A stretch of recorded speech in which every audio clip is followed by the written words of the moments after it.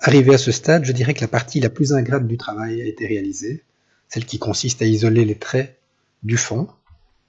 Et donc, c'est un petit peu comme dans la vraie vie lorsqu'il s'agit de peindre un mur. Tout ce qui est préparation de la surface, c'est assez pénible.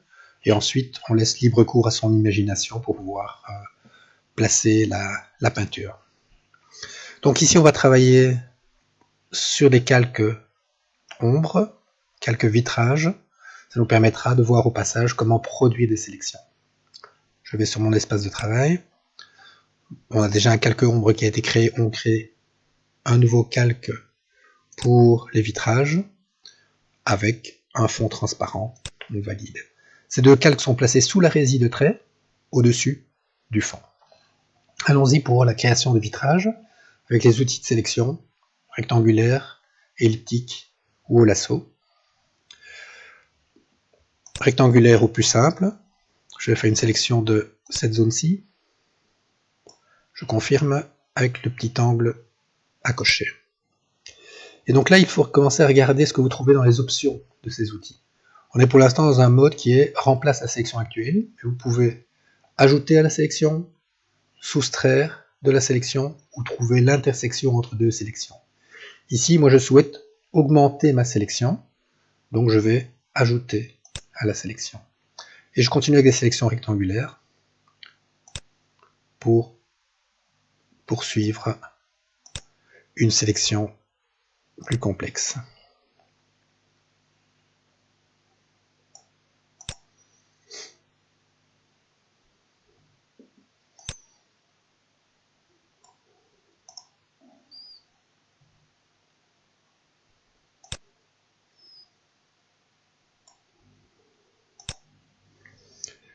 Je zoome sur cette partie.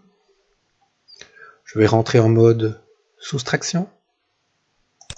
Je suis toujours avec une section rectangulaire. Et je soustrais cette partie-ci. Je soustrais cette partie-ci. Ok, arrêtons-nous là pour l'instant.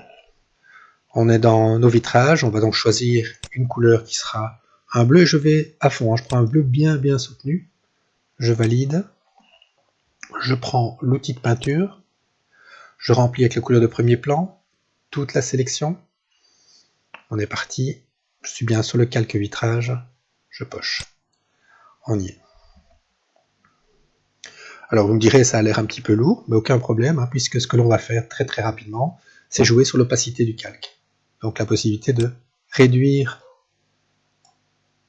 le poids de ces éléments. C'est là tout l'intérêt, donc de partir d'une couleur qui est assez soutenue, parce que vous pourrez ensuite ajuster ça et faire des simulations pour équilibrer votre composition par la suite. Bien, attaquons la partie un petit peu plus délicate. On va faire ça avec une ellipse. On crée une nouvelle sélection et on va calibrer notre ellipse à l'œil, la déplacer pour venir la positionner dans cet espace et obtenir quelque chose qui semble faire notre affaire. On soustrait la partie en excédent avec un rectangle. Est-ce qu'on est bien en mode soustraction?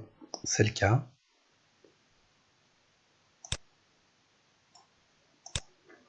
Et on poche, comme tout à l'heure.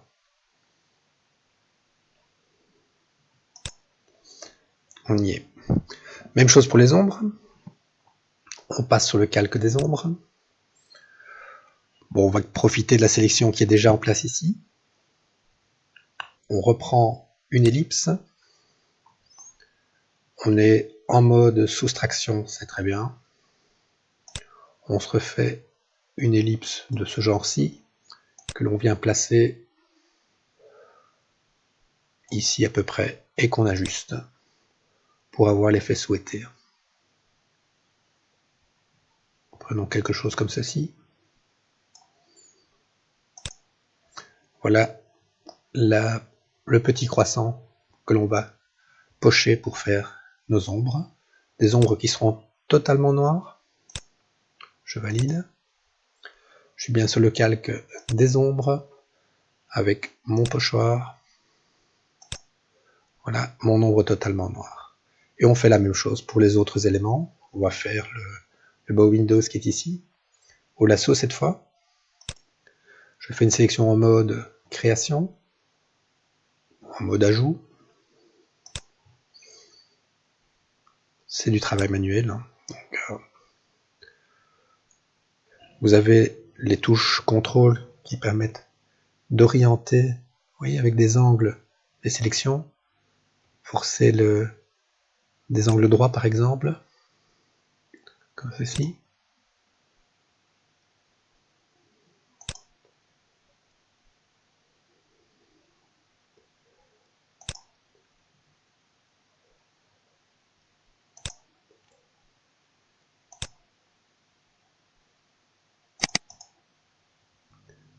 Voilà pour notre sélection. Enter pour confirmer. Le pochage en noir. On y est. Et donc pareil pour les autres fenêtres. Je vous passe le détail. Et donc dans ces ombres, même principe, jouer sur la transparence du calque pour calibrer les effets.